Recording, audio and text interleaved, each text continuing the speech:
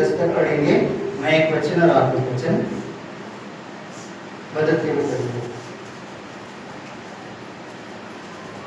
हे यहोवा परमेश्वर, मैं अपने पूर्ण मन से नवाध्याय क्षमा कीजिए, भजन संहिता नवाध्याय ऐसे लेके दस्तक पढ़िए।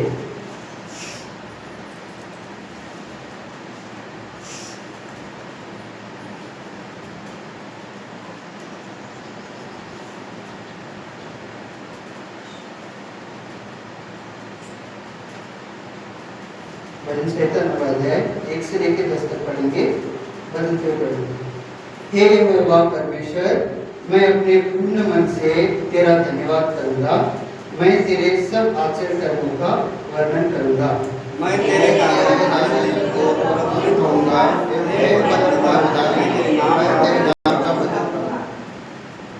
जब मेरे शत्रु पीछे हटते हैं तो वे तेरे सामने ठोकर खाकर नष्ट होते हैं। क्योंकि तूने मेरा न्याय और तुम्हारे पर है, तूने सिंहासन पर विराजमान होकर धर्म से न्याय किया। तूने जाति जाति को झिड़का और दुष्ट को नष्ट किया है। तूने उसका नाम अंतकाल के लिए मिटा दिया है। शत्रु जो है जो मर गए अंतकाल के लिए और जिनके मित्रों को ने ना किया उनका नाम संचन किया। परंतु यहोवा सदैव सिंहासन पर विराजमान है। उसने अपना सिंहासन न्याय के लिए सिद्ध किया है और वह अपने लिए से करेगा। वह देश के लोगों का लड़ाई से जिताएगा। यहोवा पिसे हुओं के लिए ऊंचा गढ़ ठहरेगा। वह संकट के समय के लिए भी ऊंचा गढ़ ठहरेगा। मेरे नाम पे जाने वाले तुझ पर भरोसा रखेंगे, क्योंकि हे यहोवा तूने अपने लोगों को त्याग नहीं किया। 11 वचन पढ़ेंगे, मिलकर पढ़ेंगे। यहोवा जो सिय्योन में विराजमान है, उसका भजन गाओ। जाति जाति के लोगों के बीच में उसके महाकर्मों का प्रचार करो। सब लोग बोल सकते हैं।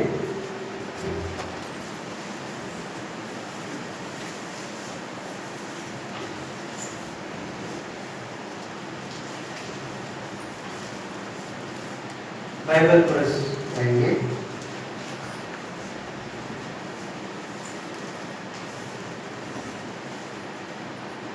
दुनिया में सबसे प्यारी पुस्तक बाइबल। दुनिया में सबसे प्यारी पुस्तक बाइबल। पढ़े तो इसको रोज बरोज, मान में कतरा कोई ना हो। वो दुनिया में सबसे प्यारी पुस्तक Bible. The best book to read is the Bible. The best book to read is the Bible. If you read it every day, it will help you all the way. Oh, the best book to read is the Bible. पठित ग्रंथम Bible. पठित ग्रंथम Bible. अनुदिनं पठिంచిన ప్రేమతో నడుపుదు। ఓ పఠింప శ్రేష్ఠ గ్రంథం Bible. छोटा सा प्रार्थना करेंगे। धन्यवाद प्रभु जी, एक बार आपको मैं धन्यवाद करता हूँ। आप ही राजाओं की राजा, महान परमेश्वर, सर्वशक्तिमान, सर्वश्रेष्ठ, सर्वाधिकारी, योग्य परमेश्वर, मैं आपको स्तुति करता हूँ। आप ही राजाओं की राजा, महान है और मुझे आपको स्तुति के योग्य है, महिमा के योग्य है। तो इस समय में नवा वचन संहिता पढ़ेंगे जी, तो हमारे सब लोगों के साथ बात कीजिए। और प्रभु जी मेरे के बातें में मुझे आपकी बातें हो और मुझे सिर्फ आपके महिमा के लिए हो करके प्रार्थना करता हूँ। इस वचन को आपके हाथ में सुनते हुए सारा आदर सारा महिमा आपके हाथ में देते हुए तो यीशु मसीह के नाम से मांगते हैं, आमीन।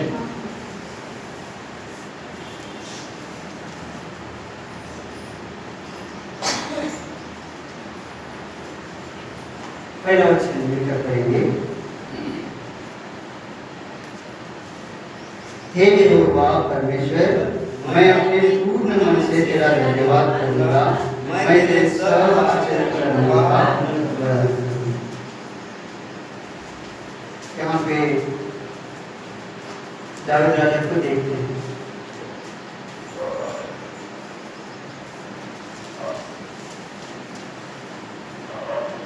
यहाँ पे दाऊद राजा को हम देखते हैं और ये यहाँ पे पहले बच्चे लोग बोल रहे हैं कि हे यहोवा, मैं अपने पूर्ण मन से तेरा धन्यवाद करूंगा, और उसके बाद में मैं तेरे सब आचरण कर्मों का वर्णन करूंगा। और दूसरा वचन में भी देखा जाए तो मैं तेरे कारण आनंदित और प्रफुल्लित होऊंगा, हे परम प्रधान, मैं तेरे नाम का भजन गाऊंगा। ये बातों को अगर देखा जाए तो अगर उसको दो वचनों को पढ़ने के बाद में ऐसा पढ़ने के बाद में ऐसे ही मतलब पढ़ने के बाद ही हमको समझ में आता है कि जब ये गीत को दाऊद राजा ने लिखा, बहुत खुशी से दाऊद राजा ने लिखा, मतलब। और यहाँ पे 1 से लेके 11 वचन तक, 11 वचन तक सारे वचनों को अगर ऐसे देखते हुए जाएंगे तो 1-2 जगह पर शत्रुओं के बारे में भी लिखा है। यानी परमेश्वर ने बहुत बड़े मतलब बहुत बड़े संकट से और शत्रु से छुड़ाया है। इसको पढ़ने के बाद में भी समझ में आता है। यानी हम लोग भी अगर दाऊद राजा के बारे में विषय में थोड़ा सा यहाँ पे चलते बोल्ड करने के बाद में हम लोग भी हमारे जीवन में आपको हम जब कभी भी हमारे जीवन में कुछ अच्छा होता है तो हम ऑटोमेटिकली आपको आप भी हमारे मन से लेके कुछ ना कुछ अच्छे बातों पे गीत आते रहते, मन में आता है ना, मन में नहीं आता है। मतलब कुछ अच्छा हो गया मान लीजिए तो हम खुशी के गीते गाते, और जब पूरा दुखी रहता है तो एक कोने में बैठ के उस टाइप के मतलब उस रीति के गाना गाते। मतलब हर समय में अलग अलग रीति के गाने। जब खुशी में रहते तब खुशी का गाना रहता, और जब खुशी का नहीं रहेगा तब उस समय में क्या है, उस समय हम लोग क्या करते तो खुशी के रिलेटेड मतलब उदासी का गाना। अगर सरल तरीके से बताया जाए तो सामान्य ऐसे ही अगर बताएंगे तो वो उदासी का गाना ही गाएंगे, मतलब कुछ तो हो गया जैसा वाला गाना गाएंगे। और जब खुशी में रहेंगे तो खुशी का गाना वो ऑटोमेटिकली मन के अंदर में से तैयार होते हुए आता है। उसको मैं ये गाना गाऊंगा या कोई मेरे पास आप गाना गाओ या ये गाना को तैयार करो जैसा वाला था ही नहीं। लेकिन दाऊद राजा क्या बोल रहे कि यहाँ पे देखते सेकंड वचन में क्या लिखा है, मैं तेरे कारण आनंदित और प्रफुल्लित होऊंगा, हे परम प्रधान, मैं तेरे नाम का भजन गाऊंगा। यानी देखो आनंदित और प्रफुल्लित, यानी वो आनंद जो है वो अंदर से आ रहा है, और गीत भी क्या हो रहा है अंदर से ऑटोमेटिकली वो तैयार होके आ रहा है। उदासी में भी गीत आते हैं और खुशी में भी गीत मन के अंदर से आता है। इसलिए एक बात हम देखते हैं इफिसियों में, इफिसियों में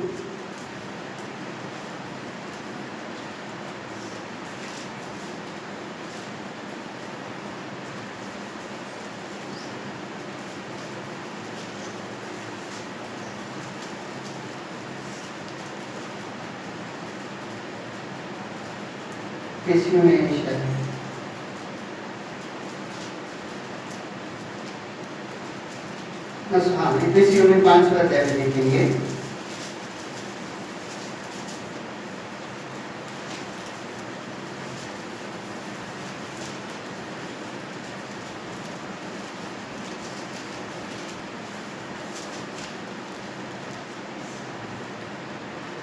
पांचवा अध्याय में 18, 19 और 20 वचन हम लोग पढ़ेंगे,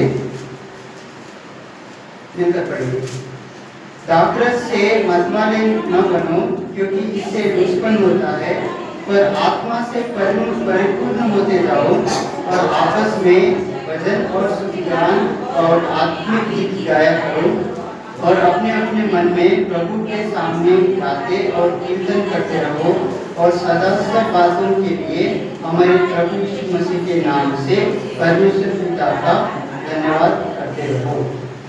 यहाँ पे ऊपर में अगर देखा जाए तो दाखरस से मतवाले न बनो क्योंकि इससे दुष्पन होता है, पर आत्मा से परिपूर्ण होते जाओ। इसका भी एक मतलब है, क्या है मतलब मुसीबत आने के बाद में मेरा कुछ नहीं होगा बोल के सभी नहीं, लेकिन कुछ लोग पीते हैं, है ना, मुसीबत में आने के बाद में टेंशन से पीते करके लोग बोलते हैं। तो शायद इस रीति से मत गाओ। पी के भी गाते हैं बोलते, कुछ लोग पी के भी ऑटोमेटिक गाने आते नहीं आते, पीने के बाद में भी अच्छे अच्छे गाने बाहर आते और अच्छा अच्छा स्वर भी के साथ में गाते। तो ऐसे मत गाओ। जो पीने के बाद में जो गाने आते, नशे में रहकर गाने आते, अच्छे से राग करते, वो ऐसा मत गाओ, ऐसे मत बनो। लेकिन क्या है यहाँ पे, क्या क्या लिखा है, पर आत्मा से परिपूर्ण होते जाओ। और 19 वचन में, और आपस में भजन और स्तुतिगान और आत्मिक गीत गाया करो और अपने अपने मन में प्रभु के सामने गाते और कीर्तन करते रहो और सदा सब बातों के लिए, क्या लिखा है, सदा सब बातों के लिए, चाहे वो अच्छी रहो चाहे बुरी रहो, कैसी भी रहो, कुछ भी हो, लेकिन क्या है यहाँ पे, क्या है, सब बातों के लिए, हर एक बातों के लिए क्या करने के लिए बोले हैं, और सदा सब बातों के लिए हमारे प्रभु यीशु मसीह के नाम से परमेश्वर पिता का धन्यवाद करते रहो। यानी हर एक बातों के लिए परमेश्वर को धन्यवाद करना। और वापस अभी आ जाएंगे भजन संहिता 9 अध्याय में।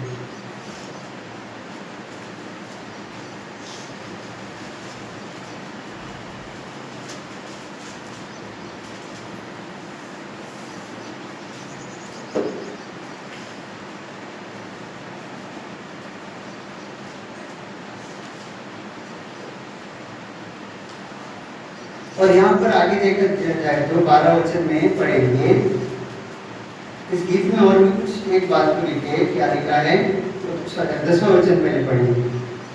तेरे नाम के जानने वाले तुझ पर भरोसा रखेंगे, क्योंकि हे यहोवा तूने अपने खोजों को त्याग नहीं किया। और उसके बाद में क्या है, 12 वचन, क्योंकि उनका पलटा देने वाला उनको स्मरण करता है, वह दीन लोगों की दुआएं को नहीं भूलता।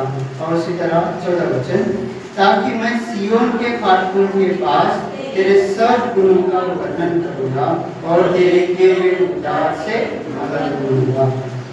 यानी इतने सारी बातें हैं। दाऊद राजा को शत्रु ज्यादा है, इसलिए वो जो भी गाने लिखते हैं उसमें शत्रु के बारे में ज्यादा लिखा है। शायद अगर चरवा रहा होता तो शायद गीतों में चरवाही के बारे में ज्यादा लिखता है ना, बराबर है ना, क्योंकि 23वां भजन संहिता में देखने से यहोवा मेरा चरवा है, मतलब उसको देखा जाए तो उस समय में दाऊद राजा जब वो 17 साल का था, उस समय में शायद वो चरवा था, बल्कि चरवा के रूप में ही वहां पे लिखा है। और यहाँ पे 9 वचन में आने के बाद देखा जाए तो शत्रुओं के बारे में ज्यादा लिखा है। इसका मतलब इस समय में शत्रु ज्यादा है, शत्रु में से बाहर आया है और बहुत खुश है, परमेश्वर ने उसको छुड़ाया है, इसलिए वो बहुत क्या है, खुश है, इतना खुश है कि वो बता नहीं सकता, और बता सकता है तो परमेश्वर ने जो उनके जीवन में किया है उसको लेके ही मतलब उसको आधार लेके ही वो इन गीतों को लिखा है। तो उसी रीति से निर्गमन में भी एक बात हुआ था, यहाँ पर मूसा को भी देखते हैं।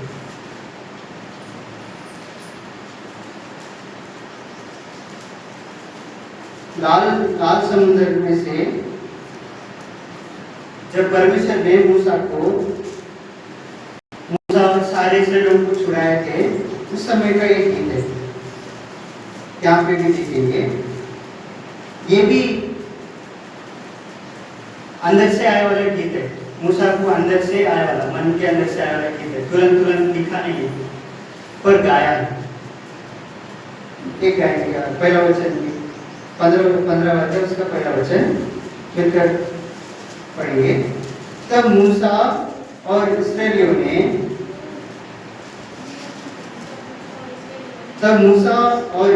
ने यहोवा के लिए यह गीत गाया। उन्होंने कहा, मैं यहोवा का गीत गाऊंगा, क्योंकि वह महाप्रतापी ठहरा है। घोड़ों समेत सवारों को उसने समुद्र में पटक दिया।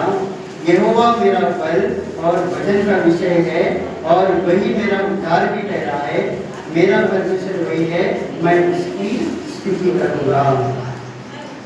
और उसके बाद में क्या है, मैं उसके लिए निवास स्थान बनाऊंगा। मेरे पूर्वजों का परमेश्वर वही है, मैं उसको सराहूंगा। यहाँ पे सराहूंगा, पहले तो मैं भजन गाऊंगा भी है, गीत गाऊंगा बोल के भी है, और यहाँ पे सराहूंगा बोल के भी है। सराहूंगा का मतलब यह है कि वर्णन करना, एक एक बात को क्या करना, वर्णन करना। बस छोटे में नहीं, लेकिन उसको क्या करना, वर्णन करना। तो यहाँ पर भी देखा जाए तो मूसा के अंदर से ये जो गीत है वो मन के अंदर से आया वाला, खुशी से आया वाला गीत है। उतना बड़ा लाल समुद्र से परमेश्वर मेरे को लेके आया बोल के उस समय में शायद हम भी रहते तो शायद वहां पर हम लोग भी ऐसे ही गाते, क्योंकि कोई भी मैंने ना आपने किसी ने भी समुद्र को धोखा होते हुए कभी हमने नहीं देखा। कभी देखा है क्या? पानी को खून बना, कभी भी लाल रंग होना हमने कभी भी नहीं देखा। ये कुछ कभी भी हमने नहीं देखा, लेकिन उन्होंने देखा। इसलिए जो चीज इम्पॉसिबल है वो चीजों को पॉसिबल यहाँ पे बोलते हुए लोग देखते हैं। तो ये महाप्रतापी हुआ ना, बहुत बड़ा काम हुआ ना। इसको ये चीज वर्णन के बारे में है। कितना भी बताएंगे तो भी आगे वाले को विश्वास तो नहीं होगा, लेकिन ये हुआ है, बताएंगे तो भी कम है। तो हम लोग भी हमारे लिए भी परमेश्वर भी गीत का कारण हुआ है, वर्णन का कारण हुआ है। यहाँ पे इसलिए वापस आएंगे तो 9 अध्याय में क्या लिखे है, 14 वचन में, ताकि मैं सियोन के फाटक के पास तेरे सब गुणों का वर्णन करूं और तेरे किए हुए उद्धार से मगन हो।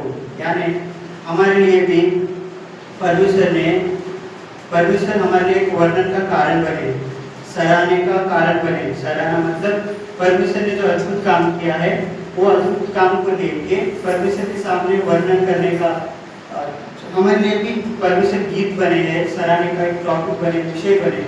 महाप्रतापी परमेश्वर हमारे लिए भी है, इसलिए हम लोग भी परमेश्वर को स्तुति करना है।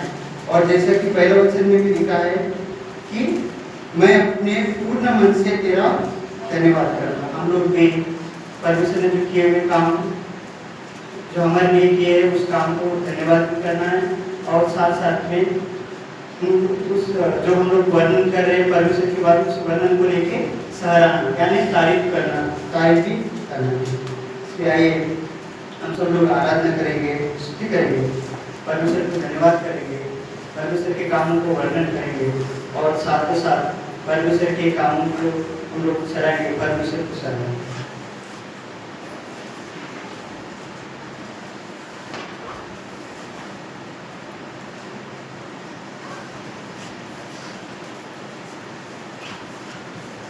एक के बाद एक आराधना करेंगे।